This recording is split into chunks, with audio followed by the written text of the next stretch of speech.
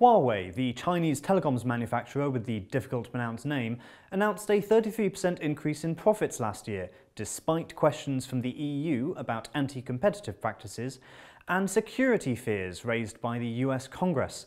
Jonathan Bye has been looking into this for us. John, this is one company with two quite serious question marks over it. So what are the facts? Well, a US Congress committee met in the latter part of 2012 to discuss the technology that Huawei produces and whether it was safe to be used within the US. The main issue they had was the fear that some of the technology relating to telecommunications may be providing information back to China. Now, it's worth emphasizing that no evidence was found that any of Huawei's technology possesses anything along these lines. But the very fact that these allegations are being levelled are, of course, enough for the company to be brought to the attention of the world stage. And already, Australia and Canada have shown their concerns about using Huawei's technology. So if they can't find any evidence for this, why the accusations? Is there just fear of this company?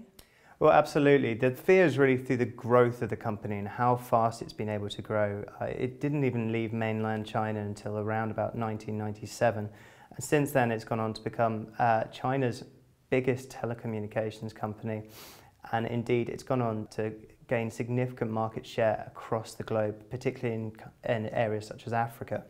It's caused enough concern that even in the EU, they're looking at whether there are issues with the company being anti-competitive, that it might be receiving money from the Chinese government in order to fund its activities and thus undercut Western producers and indeed gain market share that way.